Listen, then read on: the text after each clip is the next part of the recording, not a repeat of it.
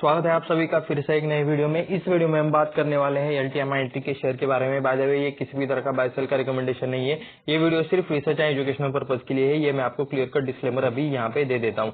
तो इस वीडियो में हम यहाँ पे देखने वाले हैं LTMINT के रिजल्ट प्लस चार्ट एंड थोड़ा सा हम बिजनेस के बारे में जानेंगे। तो आप यहाँ पे देख सकते हो 17 जनवरी को यहाँ पे इसकी ओपनिंग यहाँ पे 6160 के आसपास कहीं पर तो हुई। यहाँ पे लो इसका फर्स्ट कैंडल का 6160 के आसपास था एंड उसके बाद कंटिन्यूसली ये स्टॉक एक रेंज में ट्रेड कर रहा था। 6320 के आसपास इसने हाई लगाया। यानी इसके जो रिजल्ट्स आए हैं, ठीक है, ये मार्केट क्लोज होने के बाद आए हैं। 4:30 के आसपास आई थिंक इसके कुछ रिजल्ट आए हैं, तो इसीलिए स्टॉक आपको एक ही यहाँ पे एक ही फेज में एक ही रेंज में यहाँ पे आपको मतलब ट्रेड करते हुए देखने को मिल जाएगा, क्योंकि इसके आज रिजल्ट आने वाले थे एंड रिजल्ट मार्केट क्लोज होने के मार्केट बंद होने के बाद आए हैं।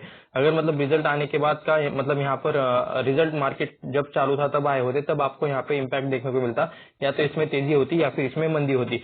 तो रिजल्ट कैसे आए हैं ये सारी चीजें भी हम यहाँ पे देखने वाले हैं। रिसेंट का हाई देख सकते हो लास्ट का मतलब 15 तारीख को यानी कि 16 जनवरी को, ठीक है, 16 जनवरी को यहाँ पे 6440 के ऊपर ये स्टॉक गया था। ये भी चाहे तो आप यहाँ पे देख सकते हो। ये यहाँ पे वन डे के टाइम फ्रेम का डेटा, इसमें से हर एक कैंडल वन डे का है। तो यहाँ पे आप देख सकते हो अच्छे खासे वॉल्यूम स्टॉक में हमेशा आते रहते हैं। ये आप नीचे चाहे तो स्टॉक का वॉल्यूम देख सकते हो। एंड निफ्टी 50 की कंपनी है, तो यहाँ पे अच्छे खासे वॉल्यूम्स आपको देखने को मिल ही जाएंगे। यानी ये बड़े बड़े कैंडल्स भी आप यहाँ पे देख सकते हो। यहाँ पे एक ग्रीन बड़ा वाला कैंडल है, यहाँ पे एक रेड बड़ा वाला कैंडल है, यहाँ पे कंटिन्यूसली कुछ रेड वाले कैंडल्स है। यहाँ पे गैप डाउन होकर यहाँ पे आप देख सकते हो अच्छा खासा मतलब उस दिन स्टॉक गिरा था, 4200 के आसपास गया था। एंड उसके बाद मतलब स्टॉक कंटिन्यूसली बुल फेज में, ऐसा चाहे तो आप यहाँ पे कह सकते हो, क्योंकि कंटिन्यूसली थोड़ा सा मतलब एक रेंज में ट्रेड कर ये फिर से मतलब कंटिन्यूसली ऊपर जाते हुए आपको यहाँ पे देखने को मिल रहा है। तो अभी मतलब 6000 के आसपास आया था, 6000 के भी थोड़ा सा नीचे आया था, 5800 700 ऐसा चाहे तो आप यहाँ पे कह सकते हो। फिर से ऊपर जाकर अभी ये स्टॉक थोड़ा सा यहाँ पे कंसोलिडेट होते हुए देखने को मिल रहा है। अभी इसका जो रिजल्ट आया है इसका इम्पैक्ट हमें कल देखने को मिल जाएगा। इसके रिजल्ट कैसे है ये भी हम यहाँ पे देखने वाले हैं। एक महीने के टाइम फ्रेम पर देख सकते हो, ये यहाँ पे 2017 से इसका डेटा देखने को मिल रहा है। वैसे ये मतलब मर्ज हुआ है LTI प्लस MINT, ये दो कंपनी का मर्ज के बाद आपको ये देखने को मिल रहा है। तो स्टॉक में थोड़ा सा एडजस्टमेंट हो सकता है। इससे पहले का जो हाई है स्टॉक का वो आप यहाँ पे देख सकते हो, अप्रोक्सीमेटली 8000 के आसपास आपको देखने को मिल जाएगा। एडजस्टेड स्टॉक है ये। एंड उसके बाद अभी ये 6275 के आसपास अभी ट्रेड करते हुए देखने को मिल जाएगा एज पर एडजस्टमेंट। एंड बीच में ये वॉल्यूम भी चाहे तो आप यहाँ पे देख सकते हो। तो चार्ट में तो ज्यादा कुछ डेटा नहीं है, तो चलिए अभी हम डायरेक्टली रिजल्ट्स देखने के लिए चलते हैं। तो अभी हम आ चुके हैं पीडीएफ पर। यहाँ पे आप डेट भी देख सकते हो, यहाँ पे आपको डेट देखने को मिल जाएगी जनवरी 17 2024। आज यहाँ पे इनके रिजल्ट्स आए हैं, आउटकम ऑफ बोर्ड मीटिंग। यहाँ पे चाहे तो ओके LTMINT, यहाँ पे आप नाम भी कंपनी का चेक कर सकते हो। तो चलिए नीचे चलते हैं। नीचे चलते चलते यहाँ पे एक बार पढ़ लेते हैं कि क्या किसी तरह का और अपडेट है। तो यहाँ पे मीटिंग के बारे में लिखा है, 2 बजे स्टार्ट हुई एंड 4:30 बजे खत्म हो गई। एंड उसके बाद चलिए यहाँ पे डीलर की तरफ से इनका ऑडिट किया जाता है, ये भी चाहे तो आप यहाँ पे देख सकते हो। तो ये बोर्ड मीटिंग रिलेटेड कुछ चीजें, क्या इसमें किसी तरह का कॉर्पोरेट एक्शन या फिर डिविडेंड रिलेटेड कुछ है तो यहाँ पे देखने को तो नहीं मिल रहा। अगर उस रिलेटेड कुछ रहेगा तो मैं आपको एक सेपरेट वीडियो बनाकर बता दूंगा। तो ये कुछ नेम ऑफ एंटिटीज है जो मतलब इनके सब्सिडीज हो सकते हैं या फिर इनसे रिलेटेड कंपनीज होते हैं। कंसोलिडेटेड रिजल्ट्स में सारे कंपनीज का मिलाकर रिजल्ट आता है, तो चाहे तो आप इन कंपनीज का स्क्रीनशॉट लेके रख सकते हो, क्योंकि ये LTMINT के अंडर आते हैं, ठीक है। तो ये लिस्ट नीचे ओके यही पे खत्म हो गई। तो चलिए कंसोलिडेटेड डेटा हम यहाँ पे देखने वाले हैं। नंबर्स आपको ये मिलियंस में देखने को मिल जाएंगे। तो ये है स्टेटमेंट ऑफ कंसोलिडेशन डेटा। तो चलिए देखते हैं रिजल्ट इनके कैसे आए हैं, LTMINT के रिजल्ट इस बार के कैसे आए हुए हैं। तो यहाँ पे देख सकते हो कंसोलिडेटेड फाइनेंशियल रिजल्ट, यानी कि इनके सारे सब्सिडीज एंड सबका मतलब पूरा कंपनी का मिला के यहाँ पे आपको रिजल्ट देखने को मिल जाएगा। नंबर्स आपको मिलियंस में देखने को मिल जाएंगे। चाहे तो मैं एक बार फिर से दिखा देता हूँ, ये आप यहाँ पे देख सकते हो, नंबर्स आपको इन मिलियंस में देखने को मिल रहे हैं। तो चलिए फाइनली अभी हम कंपेयर करना स्टार्ट कर देते हैं। तो यहाँ पे आपको देखना है टोटल इनकम। सबसे पहले टोटल इनकम में आप यहाँ पे देख सकते हो 92,361 मिलियंस का मतलब अभी का दिसंबर का यहाँ पे सेल आया है, टोटल इनकम आया है 92,361 मिलियन का, ठीक है।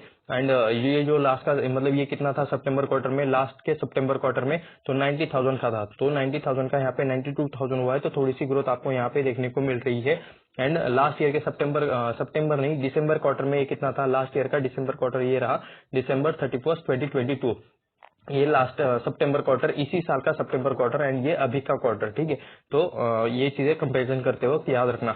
87,718 करोड़ का मतलब 18 मिलियंस का यहाँ पे आपको देखने को मिल रहा है लास्ट का दिसंबर क्वार्टर का रेवेन्यू, जो कि अभी इंक्रीज होकर हुआ है 92। तो यहाँ पे आप कह सकते हो कि ग्रोथ है, दोनों क्वार्टर्स के कंपैरिजन में यहाँ पे ग्रोथ आई है, लास्ट के दिसंबर क्वार्टर के कंपैरिजन में भी एंड अभी के सितंबर क्वार्टर के कंपैरिजन में, दोनों कंपैरिजन में आपको यहाँ पे सेल्स में तो ग्रोथ देखने को मिल रही है। तो ये आप यहाँ पे एक पॉजिटिव पॉइंट, यहाँ पे प्लस पॉइंट कह सकते हो कि मतलब सेल्स में तो एटलीस्ट इन्होंने इंक्रीज किया है। तो चलिए क्या खर्चे कंट्रोल किए ये हमें देखना है। तो यहाँ पे आता है टोटल एक्सपेंसेस, ये रहा, इनकम से एक्सपेंस माइनस करने के बाद आता है ऑपरेटिंग प्रॉफिट। तो ये है यहाँ पे 15,447 मिलियन का ऑपरेटिंग प्रॉफिट, एंड इससे पहले ये कितना था सितंबर क्वार्टर में 15,193 मिलियन का आपको यहाँ पे डेटा देखने को मिल रहा है।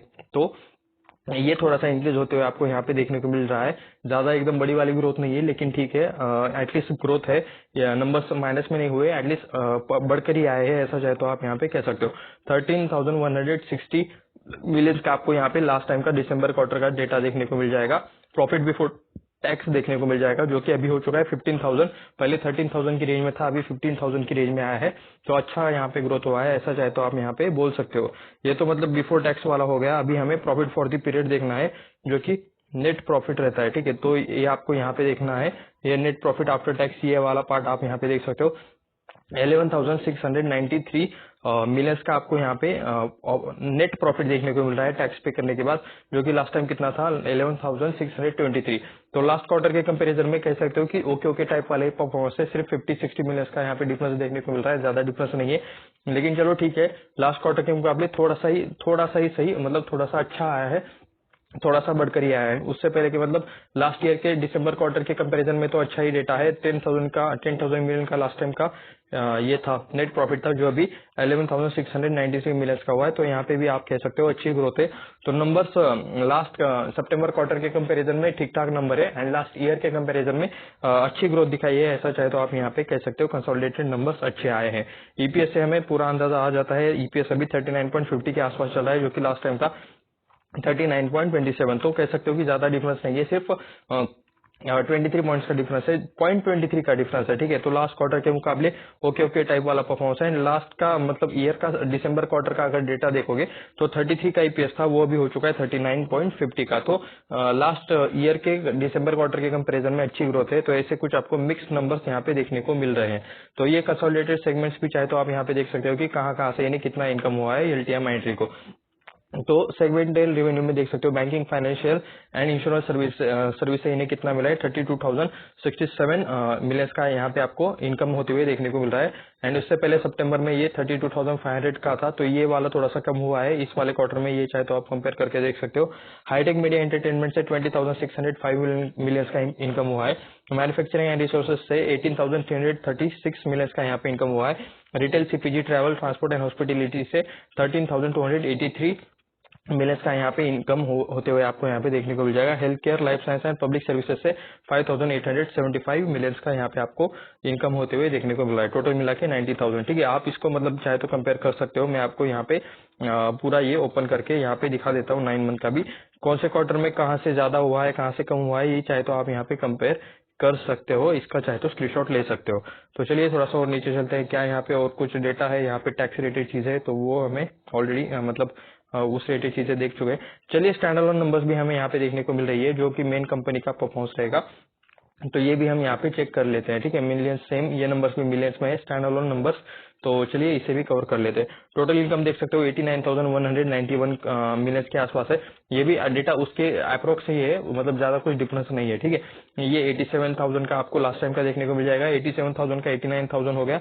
तो ठीक है, अच्छी ग्रोथ देखने को मिल रही है क्वार्टर वाइज। एंड यहाँ पे लास्ट ईयर के दिसंबर में देख सकते हो 84,800 था, जो हो गया 89,191। तो यहाँ पे भी आपको अच्छी ग्रोथ देखने को मिल रही है सेल्स में। तो यहाँ पे हम डायरेक्टली आते हैं नेट प्रॉफिट आफ्टर टैक्स पर। तो ये चीज आप यहाँ पे देख सकते हो 11,353 मिलियंस का आपको यहाँ पे प्रॉफिट देखने को मिल रहा है अभी का दिसंबर क्वार्टर का, जो कि लास्ट टाइम था 11,336। तो उसी रेंज में है, एक ओके टाइप वाला है वो, एकदम मतलब ज्यादा डिफरेंस नहीं है, सेम ही रेंज है, ऐसा भी हमने बोला तो ज्यादा चेंज नहीं रहेगा। लेकिन लास्ट ईयर के दिसंबर क्वार्टर में देख सकते हो 9,635 था, जो भी बढ़कर हो चुका है 11,353। तो लास्ट ईयर के कंपैरिजन में, तो लास्ट ईयर के सितंबर क्वार्टर के कंपैरिजन में, सितंबर नहीं दिसंबर क्वार्टर के कंपैरिजन में अच्छी ग्रोथ हुई है, ऐसा चाहे तो आप यहाँ पे कह सकते हो। ईपीएस भी कंपेयर कर लेते हैं, 38.36 है, 38.32 है, तो दोनों अप्रोक्सीमेटली कह सकते हो पास पास के आसपास है, ज्यादा चीज नहीं है। 32.57 का 38 हुआ है, तो लास्ट ईयर के कंपैरिजन में ईपीएस अच्छा ग्रोथ आपको देखने को मिल रहा है, क्योंकि सेल्स एंड बाकी सारी चीजें अच्छी बढ़ती हुई देखने को मिल रही है। तो बाकी यहाँ पे कुछ एलटीआई रिलेटेड कुछ चीजें रहेंगी कि मतलब हाईलाइट रहेंगे कि कितना बड़ा है क्या है, और बाकी सारी चीजें आप चाहे तो मतलब ये एक्स्ट्रा पढ़ सकते हो। तो चलिए थोड़ा सा हम स्टॉक के परफॉर्मेंस पर आते हैं। थोड़ा सा मैं आपको कंपनी के डिटेल्स बता दूं। एलटीआई माइंट्री एक निफ्टी 50 की कंपनी है। 1,85,862 करोड़ के आसपास इसका मार्केट कैप है। अभी मतलब रिजल्ट ओके ओके टाइप वाली रिजल्ट है ना, बहुत ज्यादा ग्रोथ नहीं हुई, बहुत ज्यादा मतलब नीचे भी नहीं आया, लेकिन अभी मार्केट को ये रिजल्ट कैसे लगेंगे ये हमें कल ही पता चलेगा। मार्केट की एक्सपेक्टेशन अलग रहती है। अगर मार्केट को हायर एक्सपेक्टेशन है, ठीक है, तो उस टाइम पे मतलब स्टॉक में गिरावट होगी। अगर मार्केट को अच्छे लगे रिजल्ट, मार्केट की एक्सपेक्टेशन ज्यादा नहीं थी आईटी कंपनी से, तो शायद मतलब कल इस स्टॉक में आपको तेजी देखने को मिल सकती है। वो क्या होगा ये कल ही पता चलेगा। अभी हम यहाँ पे कुछ भी चीज प्रेडिक्ट नहीं कर सकते। फेस वैल्यू 1 का है, आरओई 28.6 के आसपास है। मार्केट कैप के हिसाब से तो लार्ज कैप कंपनी, ये आपको यहाँ पे पता चल ही गया होगा। हमें यहाँ पे बस थोड़ा सा इसके बिजनेस के बारे में जानना है। तो आईटी कंपनी है, ये तो आप सभी को पता है, तो फिर भी हम कुछ चीजें चेक कर लेते हैं। Infotech offers extensive range of IT services like application development, maintenance, outsourcing, enterprise solution, infrastructure management servicing, testing and digital solutions, platform based solutions to the clients and diverse industries. तो IT related काम करते हैं, IT related ही ज्यादातर चीजें आपको यहाँ पे देखने को मिल रही है। उसके बाद की पॉइंट्स में हमें देखते हैं कि क्या हमें कुछ एक्स्ट्रा यहाँ पे पॉइंट देखने को मिल रहे हैं। जो मैंने मर्जर की बात कही थी ना, तो वो आप यहाँ पे देख सकते हो। मई 6, 2022 को एलटीआई माइंट्री ने अनाउंस किया था, मर्जर प्रपोजल अनाउंस किया था मर्जर के लिए इनटू एलटीआई, ठीक है, माइंट्री प्लस एलटीआई, इन दो कंपनी के मर्जर के लिए उस टाइम इन्होंने प्रपोजल रखा था। Scheme of amalgamation approved by the respective board, तो दोनों बोर्ड्स के तरफ से मतलब अप्रूव हो गया। उसके बाद शेयर होल्डर्स को मतलब क्या मिला, माइंट्री will receive 73 shares of LTI, यानी कि जिसके पास माइंट्री का शेयर था तो उसे 73 शेयर्स मिले एलटीआई के, ठीक है, जिसका फेस वैल्यू 1 रुपीज का आसपास था। तो एक्सचेंज ऑफ 100 शेयर्स ऑफ माइंट्री, तो जिसके पास माइंट्री के 100 शेयर्स थे उसे 73 शेयर्स मिले एलटीआई के। तो ये चाहे तो आप यहाँ पे देख सकते हो, जिसका फेस वैल्यू यहाँ पे 10 रुपए के आसपास आपको देखने को मिल रहा है। तो ये मर्जर रिलेटेड कुछ चीजें थी। यहाँ पे सर्विस ऑफरिंग में आप यहाँ पे देख सकते हो कि दो अच्छी कंपनी मर्ज होने के बाद यहाँ पे आपको चीजें देखने को मिल रही है। Application development, maintenance, enterprise solution, infrastructure management service, testing analysis and artificial intelligence, यानी कि एआई में भी ये लोग काम करते हैं। ये थोड़ा सा रेवेन्यू ब्रेकअप है, कहाँ से कितना पैसा है, जो कि हमने देखा यहाँ पे पीडीएफ में भी। 36.5% banking, financial service and insurance से आया। मैन्युफैक्चरिंग एंड रिसोर्सेज 17.9% से आया। हाईटेक एंड मीडिया एंटरटेनमेंट से 23.8% का आया। रिटेल, सीपीजी, ट्रैवल, ट्रांसपोर्ट, हॉस्पिटलिटी से 15.3% का आया। Health care and life public service से 6.5% के आसपास इन्हें पैसा आया है। तो इनका पूरा जो 100% था, इसका यहाँ पे थोड़ा सा आपको ब्रेकअप देखने को मिल रहा है। जियोग्राफिकल स्प्लिट में आप यहाँ पे देखोगे तो सबसे ज्यादा मतलब इनका बिजनेस कहाँ से आता है, तो नॉर्थ अमेरिका से आता है। 73.4% बिजनेस इनका नॉर्थ अमेरिका से आता है। यूरोप से इनका 15.3% से आता है। रॉ बाकी का यहाँ पे 11.3% ये बाकी जगह से आते हुए आपको यहाँ पे देखने को मिल रहा है। तो इंडिया की कंपनी है, लेकिन आप यहाँ पे देख सकते हो नॉर्थ अमेरिका से इन्हें सबसे ज्यादा बिजनेस आता है। सर्विसेज में एडीएम मतलब कौन से सर्विस से मतलब कितना पैसा आता है, ये भी यहाँ पे आपको देखने को मिल जाएगा। ये जो कुछ application development and management maintenance कुछ था, तो वहां से इन्हें 34% आता है। एंटरप्राइज सॉल्यूशन से 31%, क्लाउड एंड इंफ्रा सिक्योरिटी से 14%, एनालिटिक्स एंड कॉग्निटिव से यहाँ पे 12% आता है। एंटरप्राइज इंटीग्रेशन मोबिलिटी से 9% का इन्हें पैसा आता है पूरे इनके 100% में से। जियोग्राफिकल प्रेजेंस में 30+ कंट्रीज में ये लोग है अभी अक्रॉस 5 कॉन्टिनेंट्स, ठीक है, 5 कॉन्टिनेंट्स यानी कि जो खंड बोलते हैं वो वाला टाइप, ठीक है। तो 30+ कंट्रीज में अवेलेबल है। इतना भी याद रखोगे, इतना भी आपको पता होगा तो ठीक है। तो कंपनी है 700+ क्लाइंट्स, ये आप यहाँ पे देख सकते हो। Top 5 clients contributed 26.8% of revenue, यानी कि टॉप जो इनके 5 क्लाइंट है वही मतलब इनका 1/4 ऑफ यहाँ पे रेवेन्यू ये करते हैं। ये चाहे तो आप यहाँ पे देख सकते हो। टॉप 10 यहाँ पे 34% का रेवेन्यू देते हैं। टॉप 20 यहाँ पे 45% का रेवेन्यू देते हैं। एंड 40 क्लाइंट्स यहाँ पे टोटल मिला के 50 मिलियन का प्लस का रेवेन्यू देते हैं। ये चाहे तो आप यहाँ पे देख सकते हो।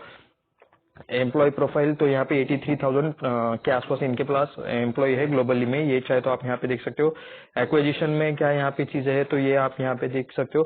Accretive Q logic for enterprise value for $8.4 million में FY 22 में इन्होंने क्यू लॉजिक्स का यहाँ पे एक्विजिशन किया था।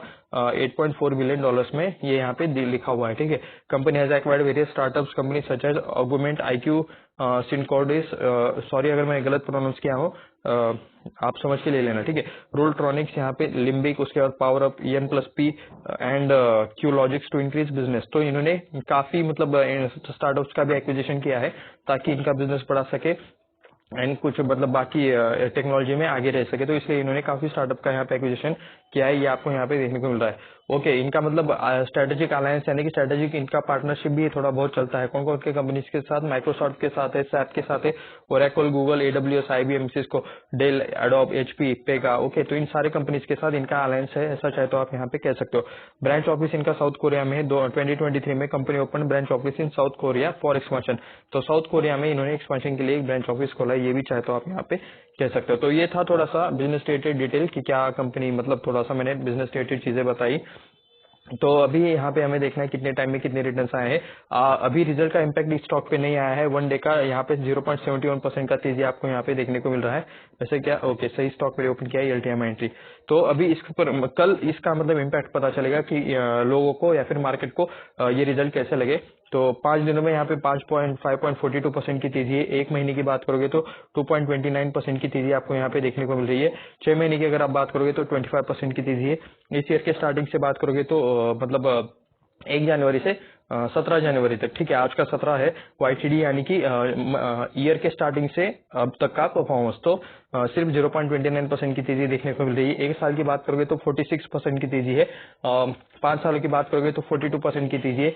एनमैक्स की अगर आप बात करोगे तो वो भी आपको 42% की देखने को मिल रही है, क्योंकि यहाँ पे काफी सारे एडजस्टमेंट हुए हैं मर्जर के वजह से। तो ये था यहाँ पे LTM रिलेटेड छोटा सा एनालिसिस वाला वीडियो, जिसमें हमने इसके क्वार्टर रिजल्ट एंड कुछ बाकी चीजें देखे हैं। तो ऐसे ही और वीडियोस देखने के लिए चैनल को सब्सक्राइब करें, वीडियो को लाइक करें, अपने दोस्तों के साथ शेयर भी करें। ये किसी भी तरह का बाय सेल का रिकमेंडेशन नहीं है, ये वीडियो सिर्फ रिसर्च और एजुकेशनल पर्पज के लिए है। ये मैं आपको क्लियर कर डिस्क्लेमर दे देता हूँ। खुद से रिसर्च करें, खुद से स्टडी करें, सारी चीजें खुद से ट्रैक करें, अदरवाइज एटलीस्ट फाइनेंशियल एडवाइजर की राय ले ले, उसके बाद ही आपको जो करना है वो करे स्टॉक मार्केट में। क्योंकि जो बंदा खुद से मतलब दिमाग नहीं लगाता, दूसरों की बातें सुनकर कुछ भी करता है स्टॉक मार्केट में, वो ज्यादा लॉन्ग टर्म तक टिकता नहीं है। तो एटलीस्ट खुद से सारी चीजें कोशिश करें कि आपको पता हो क्या चल रहा है क्या नहीं। उसके बाद तभी आपको कॉन्फिडेंस आएगा एंड तभी आप इसमें स्टॉक मार्केट में ज्यादा लॉन्ग टर्म तक टिक पाओगे। तो ये था एक छोटा सा एनालिसिस वाला वीडियो। मिलते हैं नेक्स्ट वीडियो में। ऐसी और वीडियो के लिए सब्सक्राइब कर देना। धन्यवाद।